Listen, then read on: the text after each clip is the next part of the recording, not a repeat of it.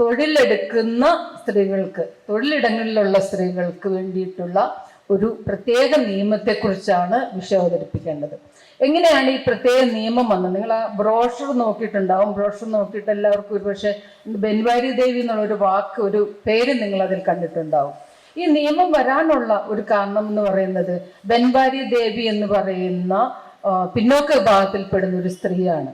ഈ നിയമം എന്ന് പറയുന്നത് ഒരു വ്യക്തിക്ക്, ഒരു സ്ത്രീക്ക് അല്ലെങ്കിൽ ഒരു വ്യക്തിക്ക് ഒരു നിയമം മാറ്റി എഴുതാനും ഒരു നിയമം ഉണ്ടാക്കാനും കഴിയും എന്നുള്ളതിൻ്റെ ഏറ്റവും വലിയ ഉദാഹരണമാണ് 2013 ഈ പോഷ് ആക്ട് എന്ന് പറയുന്നത്. അങ്ങനെ ആ ഒരു സ്ത്രീയുടെ കണ്ണീരിൻ്റെയും ആ സ്ത്രീയുടെ സഹനത്തിൻ്റെയും ഒക്കെ കഥ പറയുന്ന ഒരു നിയമമാണ് നമ്മൾ തൊഴിലെടുക്കുന്ന ഈ സ്ത്രീകളെല്ലാം ഇന്ന് നമ്മൾക്ക് വേണ്ടിയിട്ടുണ്ടായിരിക്കുന്നത്. പക്ഷെ ആ നിയമത്തിന് കാരണക്കാരിയായ ബൻവാരി ദേവിക്ക് ഇതുവരെ നീതി ലഭിച്ചില്ല എന്നുള്ളതാണ്.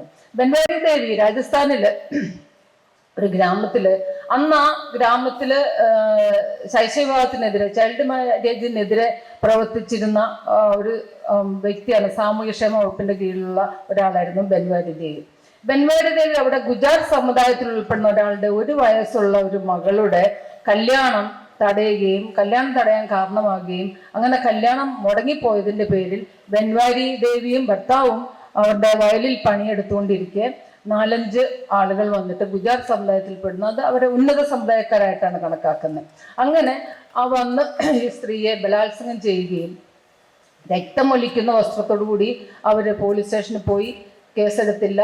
പിന്നീട് അവിടെ നിന്ന് കോടതിയിൽ പോകുന്നു. ഇവരുടെ ഈ കേസെടുക്കുന്നില്ല. കാരണം ഇത്രയും പ്രായമുള്ള ബൻവാരി ദേവി ആരും ബലാത്സംഗം ചെയ്യില്ല എന്നുള്ളൊരു കണ്ടെത്തലാണ് പോലീസുകാർ നടത്തിയത്. അതുകൂടാതെ എന്നിട്ട് കോടതിയിലൊക്കെ പോകുമ്പം കോടതി ഈ പ്രതികളെ വെറുതെ വിട്ടുകൊണ്ട് പറയുന്നത് ഉന്നത ജാതിക്കാരായ പുരുഷന്മാർ താഴ്ന്ന ജാതിക്കാരിയായ ഒരു സ്ത്രീ ഒരിക്കലും ബലാത്സംഗം ചെയ്യില്ല എന്നുള്ളതാണ്. നമ്മൾക്ക് ജുഡീഷ്യറി മിക്കപ്പോഴും നമ്മൾക്ക് ആശ്വാസം തരുന്നതിനോടൊപ്പം ഇങ്ങനെ ചില വിചിത്രമായ കണ്ടെത്തലുകളും ഉണ്ടാവും. അപ്പൊ അങ്ങനെ ഒരു ആശ്വാസത്തിന്റെ പേരിലാണ് അങ്ങനെ ഒരു വിചിത്രമായ കണ്ടെത്തൽ ഈ അടുത്ത സമയത്ത് കോഴിക്കോട് ഉണ്ടായി. കാരണം വസ്ത്രമാണ് പ്രതി, ഇങ്ങനെ ധരിച്ചുകൊണ്ട് വന്നിട്ടുണ്ടാണ് പീഡനത്തിന് ഇരയാകുന്നതെന്നൊക്കെ പറയുന്ന ഈ അടുത്ത കാലത്ത് ഒരു വിധി കോഴിക്കോട് മാതിരി ഉണ്ടായി.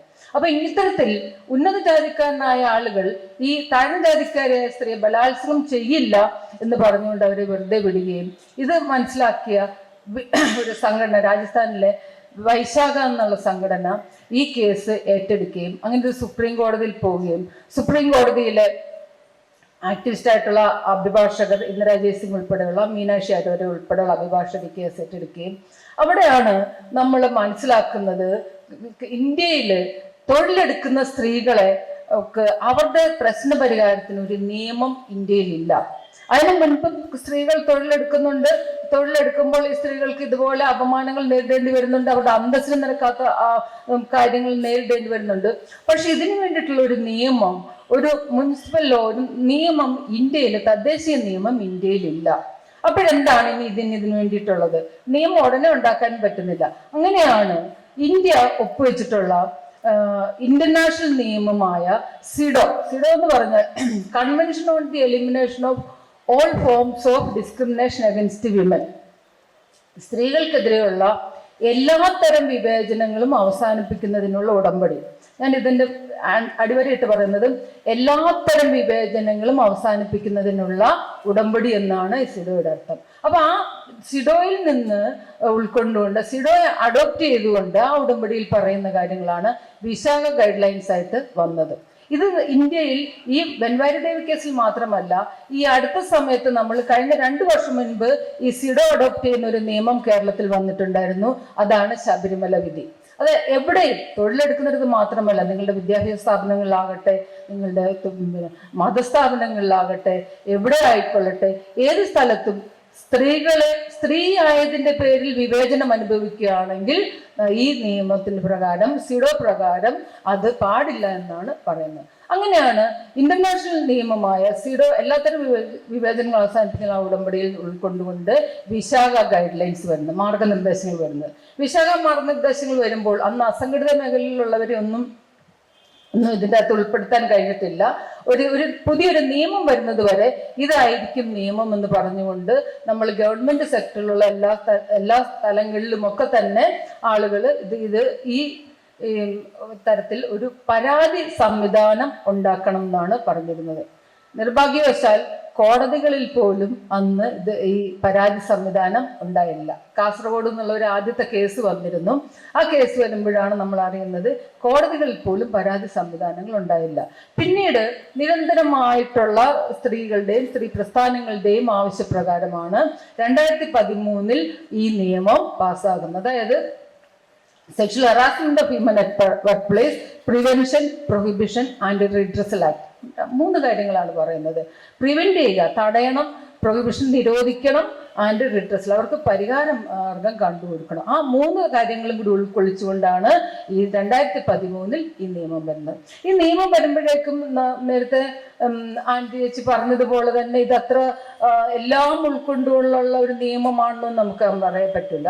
എന്നാലും തൊഴിൽ മേഖലയിൽ സ്ത്രീകൾക്ക് അവരുടെ അന്തസ്സിന് ഹാനികരമാകുന്ന എന്ത് പ്രവൃത്തിയും അഡ്രസ്സ് ചെയ്യപ്പെടാൻ ആ സ്ഥാപനത്തിനുള്ളിൽ തന്നെ ഒരു പരാതി പരിഹാരം ഉണ്ടാവുക എന്നുള്ളതാണ് ഈ നിയമത്തിന്റെ ലക്ഷ്യം വെക്കുന്നത്. അപ്പൊ 3 കാര്യങ്ങളാണ് ഈ നിയമത്തിൽ പറയുന്നത്.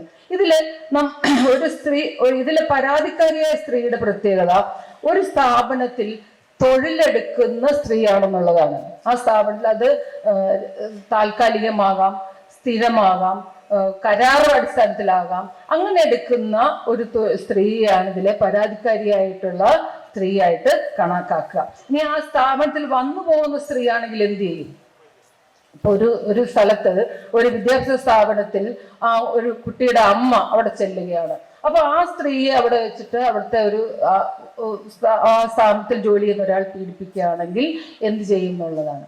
അപ്പോഴും നമ്മൾക്ക് ഇത് പ്രകാരം ആ സ്ഥാപനത്തിൽ IC കമ്മിറ്റിയുടെ മുന്നിൽ പരാതി കൊടുക്കാൻ പറ്റും എന്നുള്ളതാണ് ഈ നിയമത്തിൽ പറയുന്നത്. അപ്പം തൊഴിലെടുക്കുന്ന സ്ത്രീകൾ ഏത് എതിർകക്ഷിയുടെ ലൈംഗിക പീഡനത്തിന് ഇരയായിട്ടുള്ള ഏതൊരു സ്ത്രീക്കും പരാതി കൊടുക്കാൻ, ഏത് പ്രായത്തിലുള്ള സ്ത്രീക്കും പരാതി കൊടുക്കാൻ. അത് ഏത് മേഖലയിലായിരിക്കും. അസംഘടിത മേഖലയാകാം, സംഘടിത മേഖലയാകാം, സർക്കാർ മേഖലയാകാം, സർക്കാർ ഇതര മേഖലയാകാം. ഏത് മേഖലയിലുമുള്ള സ്ത്രീകൾക്ക് പരാതി കൊടുക്കാം. അവിടെയാണ് ഇതിനകത്ത് എംപ്ലോയി എന്ന് പറയുന്നത്. ഒരു വീട്ടുജോലിക്ക് വരുന്ന ഒരു സ്ത്രീയാണെങ്കിൽ ആ വീട്ടുജോലിക്ക് ചെയ്യുന്ന സ്ത്രീക്കും പരാതി കൊടുക്കാം. പക്ഷേ ആ സ്ത്രീ ബന്ധുവാകരുതെന്നാണ് പറയുന്നത്. അങ്ങനെ ബന്ധുവാകരുതെന്ന് പറയാതിരിക്കാൻ കാരണം, വീട്ടുജോലി ചെയ്യുന്ന ഒരു സ്ത്രീ ബന്ധുവായാൽ ഒരു ബന്ധുവായ ആളിനെതിരെ പരാതി കൊടുക്കാൻ നമ്മൾ ഗാർഹിക പീഡന കേസ് പ്രകാരം സാധ്യമാവുന്നതാണ്. ഒരു കൂരയ്ക്ക് കീഴെ 2 പേരുണ്ടെങ്കിൽ അവർക്ക് ഗാർഹിക പീഡന നിയമപ്രകാരം പരാതി കൊടുക്കാം. ഇനിയും ഒരു ജീവനക്കാരൻ ആർക്കെതിരെയാണ് പരാതി കൊടുക്കാൻ പറ്റും? ഒരു തൊഴിലാളിക്കെതിരെ, നമ്മളോടൊപ്പം ഒരുമിച്ച് ജോലി ചെയ്യുന്ന ഒരു തൊഴിലാളിക്കെതിരെ, ജീവനക്കാരനെതിരെ പരാതി കൊടുക്കാം. അത് സ്ഥിരമാകാം, താൽക്കാലികമാകാം, പ്രത്യേക കാര്യത്തിന് വേണ്ടിയിട്ട് അല്ലെങ്കിൽ ദിവസവേതനത്തിന് വേണ്ടിയിട്ട് വന്നിട്ടുള്ള ഒരാളാകാം, ഒരു ഏജന്റ് മുഖേന വന്നിട്ടുള്ള ആളാകാം, അല്ലെങ്കിൽ കരാർ തൊഴിലാളിയാകാം, പ്രൊബേഷനാകാം, ട്രെയിനി ആകാം. അപ്പോഴും ഏത് രീതിയിൽ തൊഴിലിന് വരുന്ന ആളും ആ ആളിനെതിരെയും ആ സ്ഥാപനത്തിലാണെങ്കിൽ ആ സ്ഥാപനത്തിൽ വെച്ച് പീഡിപ്പിക്കപ്പെട്ടാൽ ഈ നിയമപ്രകാരം പരാതി കൊടുക്കാം. ഇനി നിങ്ങൾ ജോലി കഴിഞ്ഞിട്ട് പുറത്തേക്ക് പോകുന്നു, എല്ലാവരും എന്തെങ്കിലും ട്രെയിനിങ്ങിന്റെ ഭാഗമായിട്ട് ഇവിടെ വരും. ഇപ്പം നമ്മൾ ഒരു ട്രെയിനിങ്ങിന്റെ ഭാഗമായിട്ടാണ് വനിതാ കമ്മീഷൻ ഉൾപ്പെടെയുള്ള ആളുകൾ ഇവിടെ എത്തിയിരിക്കുന്നത്. അപ്പൊ ഇതും അവരുടെ ഒരു തൊഴിലിന്റെ ഭാഗമാണ്. ഇവിടെ വെച്ചും ആ സ്ഥാപനത്തിലെ ഒരാൾ പീഡിപ്പിക്കപ്പെട്ടാൽ അതും ഈ നിയമത്തിന്റെ പരിധിയിൽ വരുന്നതാണ്. അപ്പം തൊഴിലുമായിട്ട് ബന്ധപ്പെട്ടുള്ള ഏത് സ്ഥലവും തൊഴിലിടമായിട്ടാണ് കണക്കാക്കുന്നത്. ആ തൊഴിലിടത്തിൽ വെച്ചിട്ടുള്ള പീഡനം അത് നമ്മളുടെ കൂട്ടത്തിലുള്ള ആ തൊഴിലുമായിട്ട് ബന്ധപ്പെട്ടുള്ള ഒരു പീഡനത്തിനാണെങ്കിലാണ് തൊഴിൽ സ്ഥലത്തെ ലൈംഗിക പീഡനം എന്ന് പറയുന്നത്. ഇനി ഈ ലൈംഗിക പീഡനം എന്ന് പറയുമ്പോൾ നമ്മൾ വലിയ കാര്യമായിട്ട് ഇതൊന്നുമല്ല. ആകെ 5 കാര്യങ്ങളുടെ ആണ് ഈ ലൈംഗിക പീഡനത്തിന്റെ നിർവചനത്തിൽ കൊണ്ടുവന്നിരിക്കുന്നത്. ഒന്ന്, ശാരീരിക സ്പർശനവും കയ്യേറ്റവും. അതായത് നമ്മൾ ശാരീരികമായിട്ട് സ്പർശിക്കുക. ഒരു ഓഫീസിൽ ജോലി ചെയ്യുമ്പോൾ അറിഞ്ഞോ അറിയാതെയോ തട്ടലും മുട്ടലും ചിലപ്പോൾ അറിഞ്ഞിട്ടാകാം, അങ്ങനെ അറിയാത്ത രീതിയിലുള്ള ഒരു തരത്തിലുള്ള മുട്ടലാകാം. അങ്ങനെയുള്ള ശാരീരിക മുട്ടലും കയ്യേറ്റവും ഉണ്ടെങ്കിൽ. 2, ലൈംഗിക താല്പര്യങ്ങൾക്ക് വേണ്ടി ആവശ്യപ്പെടുകയോ അഭ്യർത്ഥിക്കുകയോ ചെയ്യുകയാണെങ്കിൽ, നീ നമ്മളോട് പോകാം, നീ നാളെ ഒരു മീറ്റിംഗ് ഉണ്ട്, നീയും കൂടി പോരെ എന്നൊക്കെ പറഞ്ഞുകൊണ്ടൊക്കെ വരികയാണെങ്കിൽ അങ്ങനെയൊക്കെ ഉണ്ടെങ്കിലും. പിന്നെ 3, ലൈംഗിക ചുവയുള്ള പരാമർശം നടത്തുക. നമ്മളുടെ ഒരു സ്ത്രീ ഇട്ടുകൊണ്ട് പോകുന്ന ആ സ്ഥാപനത്തിലുള്ള ജീവനക്കാരി ഇടുന്ന വസ്ത്രത്തെക്കുറിച്ച് പറയുക, അല്ലെങ്കിൽ അതിൽ അശ്ലീല ചുവ കലർത്തി പറയുക, അവരുടെ ശരീരത്തെക്കുറിച്ച് പറയുക, ലൈംഗിക ചുവയുള്ള കാര്യങ്ങൾ പറയുക, പിന്നെ അശ്ലീല ചിത്രങ്ങൾ കാണിക്കുക. 5, അസ്വീകാരികമായ ലൈംഗിക സ്വഭാവമുള്ള ശാരീരിക, വാചിക, അവാചികമായ ഏത് കാര്യമാറ്റവും. അപ്പോൾ വാക്കുകൾ കൊണ്ടോ ശരീരം കൊണ്ടോ ആംഗ്യത്തിലൂടെയോ പ്രകടമായി കാണിക്കുന്ന ഏത് തരത്തിലുള്ള പെരുമാറ്റത്തെയും ലൈംഗിക പീഡനമായിട്ടാണ് കണക്കാക്കുന്നത്. ഇതാണ് തൊഴിൽ സ്ഥലത്ത് ലൈംഗിക പീഡനം. ഈ 5 കാര്യങ്ങളിൽ ഉൾപ്പെടുകയാണെങ്കിലാണ് നമ്മൾ ലൈംഗിക പീഡനമായിട്ട് പറയുക. അപ്പൊ ഇതില് ഇപ്പൊ ഒരു കേസ് വന്നിരിക്കുന്നത്, ഒരു ലവ് ലെറ്റർ എഴുതിയാൽ ലൈംഗിക പീഡനമാകുമോ എന്നുള്ളതാണ്.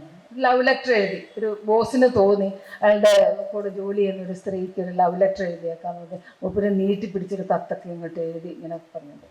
അതും ഒരു സ്ത്രീക്ക് താല്പര്യമില്ല എന്നുണ്ടെങ്കിൽ, അസ്വീകാര്യമാണെങ്കിൽ അതും പിന്നെ ലൈംഗിക പീഡനമായിട്ടാണ് കണക്കാക്കുന്നത്. കാരണം സ്ത്രീക്ക് ഇഷ്ടമില്ലാതെ സമ്മതമില്ലാതെ ഒരു പ്രവൃത്തിയും ചെയ്യാൻ പാടില്ലെന്നാണ് പറയുന്നത്. അതാണ്, അങ്ങനെ ചെയ്താൽ അത് അന്തസ്സിന് മേലുള്ള കടന്നുകയറ്റമായിട്ടാണ് പഴയ ഇന്ത്യൻ ശിക്ഷാ നിയമത്തിലും ഇപ്പോഴത്തെ ഭാരതീയ ന്യായ സംഹിതയിലുമൊക്കെ പറഞ്ഞു വരുന്നത്.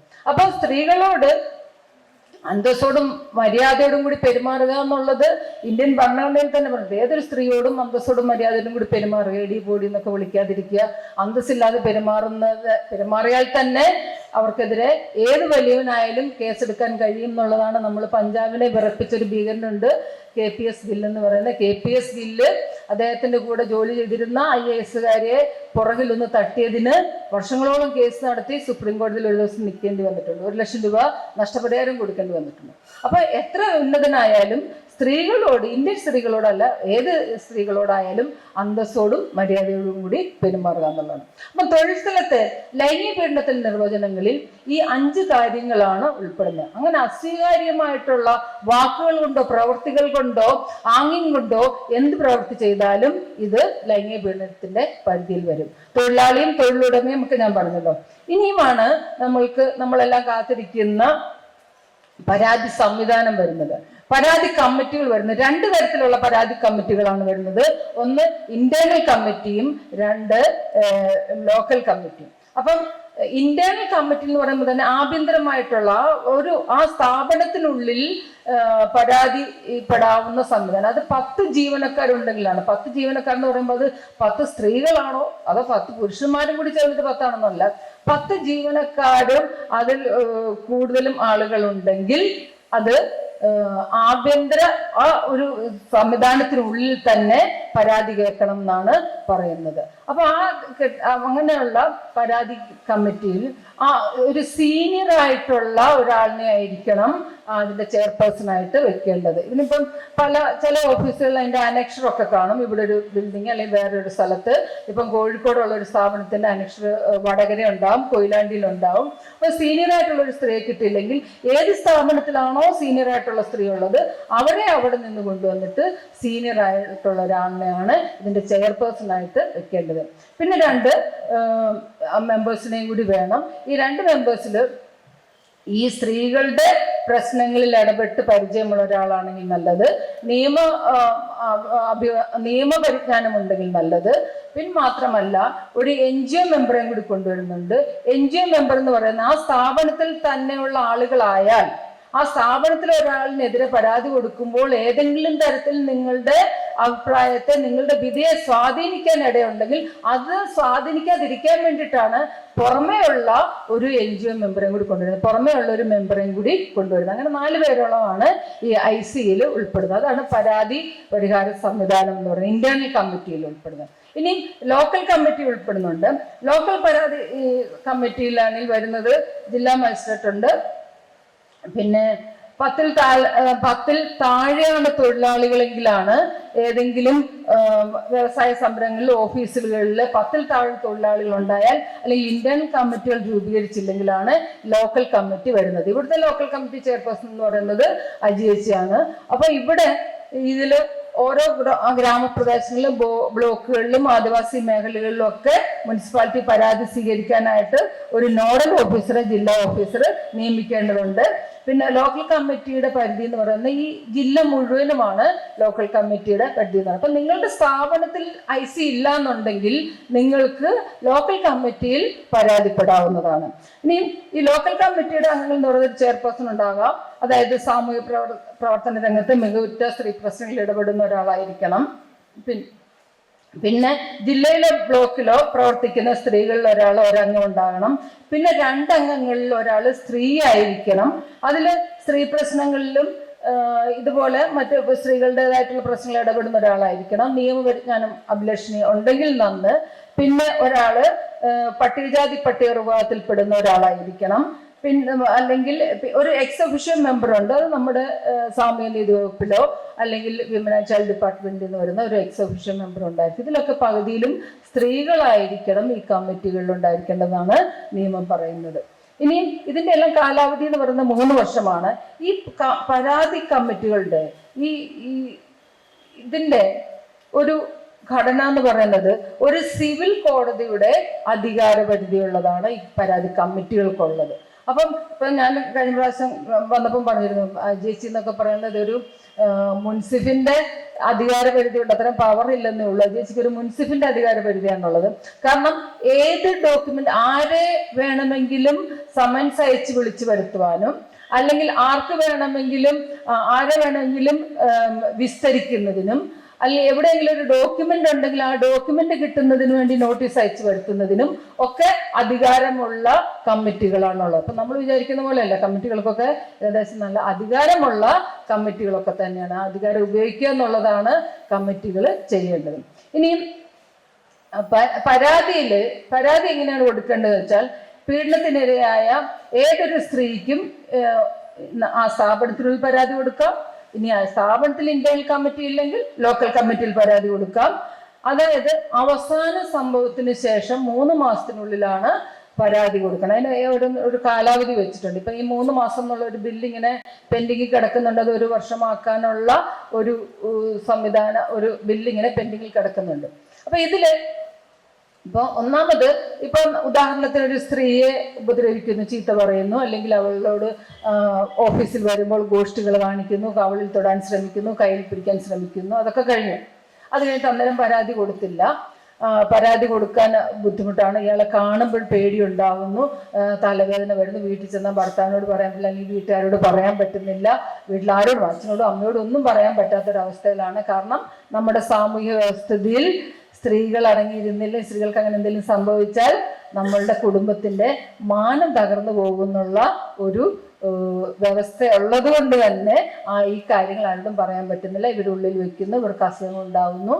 അത് കഴിഞ്ഞിട്ട് പിന്നെയും ഇത് ആവർത്തിക്കുകയാണെങ്കിൽ അവസാനം ആവർത്തിച്ച് എന്നിട്ട് ഒരു 3 മാസം കഴിഞ്ഞിട്ടുണ്ടെങ്കിൽ ഇയാള് കുറച്ചു കാലം അവിടുന്ന് മാറി നിന്നു വിചാരിക്കുക, പിന്നെയും വരുമ്പോൾ പിന്നെയും ഉപദ്രവിക്കുകയാണ്. അങ്ങനെ ലാസ്റ്റ് ഇൻസിഡന്റിന്റെ ശേഷമുള്ള 3 മാസത്തിനുള്ളിലാണ് പരാതികൾ നൽകേണ്ടത്. പരാതിപ്പെടുമ്പോൾ ഇതിലൊക്കെ നമ്മൾ എന്തിനാണ് ഇത്ര കഷ്ടപ്പെട്ട് ഈ ഒരു നിയമം ഉണ്ടാക്കിയിരിക്കുന്നു എന്നുള്ളതാണ്. ഞാൻ പറഞ്ഞല്ലോ, ഒരു സ്ത്രീക്ക് ഈ തൊഴിലെടുക്കുന്ന സ്ഥലത്ത് അവൾ അനുഭവിക്കുന്ന പീഡനത്തിനിരയായി അവൾ അനുഭവിക്കുന്ന ആ വേദന എന്ന് പറയുന്നത് നമ്മുടെ രാജ്യത്തിന്റെ ഉൽപാദനക്ഷമതയെ ബാധിക്കുന്നു എന്നാണ് കണക്കാക്കുന്നത്.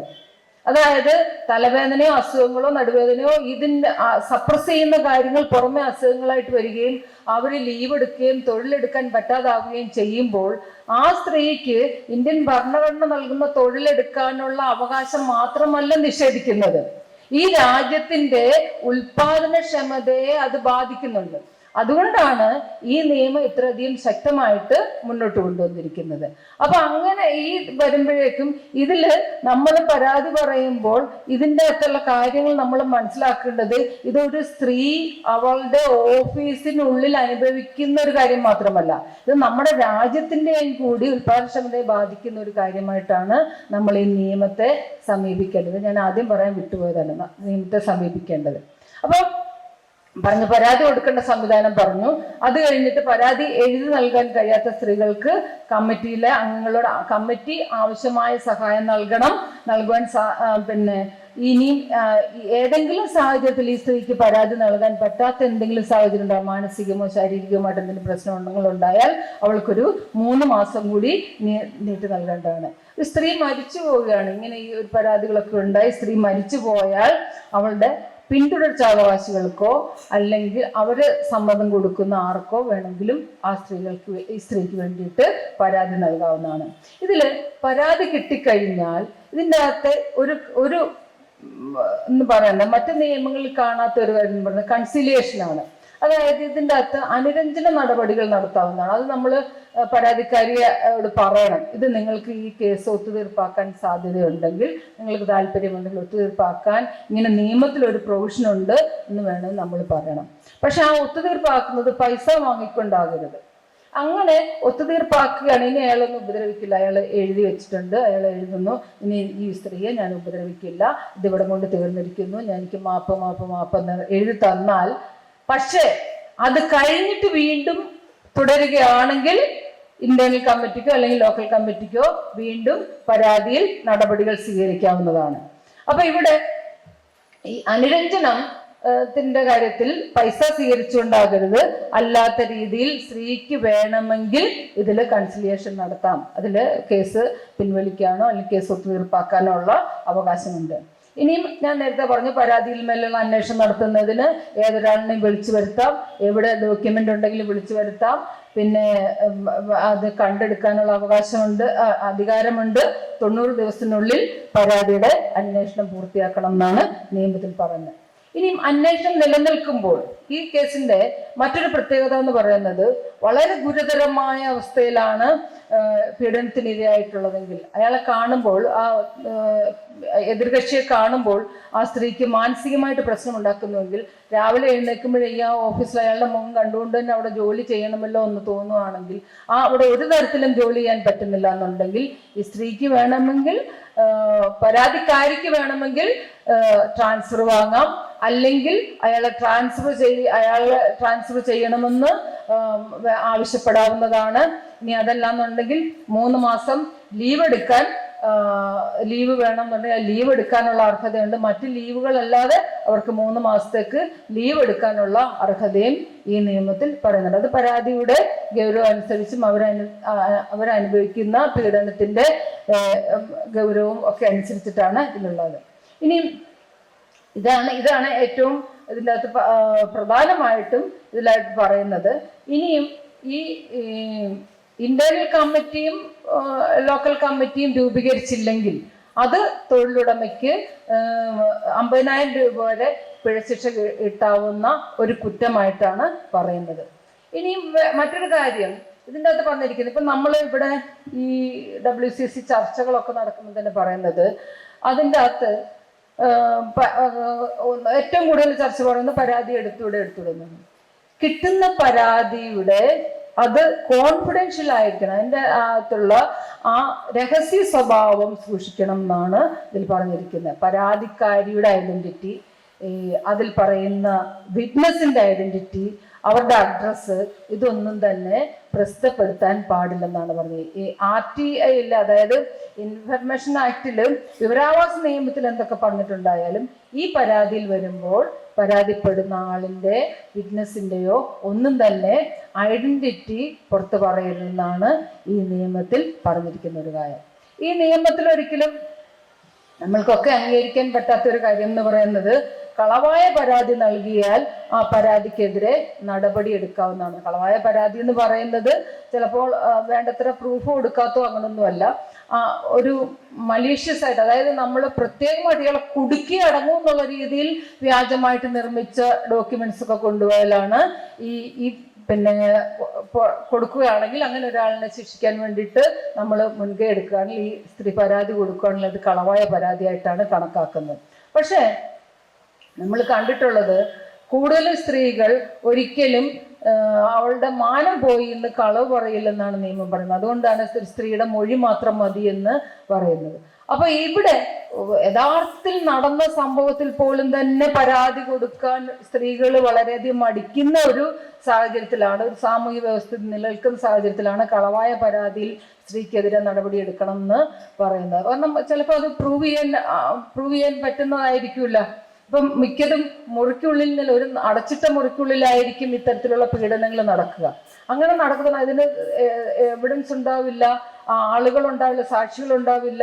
ആ സാഹചര്യത്തിലൊക്കെ എങ്ങനെയാണ് ഇതൊരു കളവായ പരാതിയായിട്ട് കണക്കാക്കുക എന്നുള്ളത്. പിന്നെ സാഹചര്യ തെളിവുകളാണ് ഇതിനെ നോക്കേണ്ടി വരുന്നത്. ഇപ്പം കാസർഗോഡ് ഉണ്ടായ ഒരു കേസിൽ അതിൽ ആരും സാക്ഷി പറയാൻ തയ്യാറായില്ല. കാരണം കാസർഗോഡ് കോടതിയിലെ ഒരു സ്റ്റാഫാണ് അയാൾ. ആ കോടതിയിൽ ജോലി ചെയ്യുന്ന ഒരു ജീവനക്കാരിയാണ്, പ്രൊബേഷൻ കഴിയാത്തൊരു ജീവനക്കാരിയാണ്. ഇതിൻ്റെ ഒരു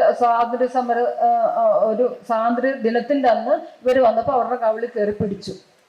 ഇത് കരഞ്ഞോണ്ട് താഴോട്ട് ഓടുന്ന മാത്രമേ ആളുകൾ കണ്ടിട്ടുള്ളൂ.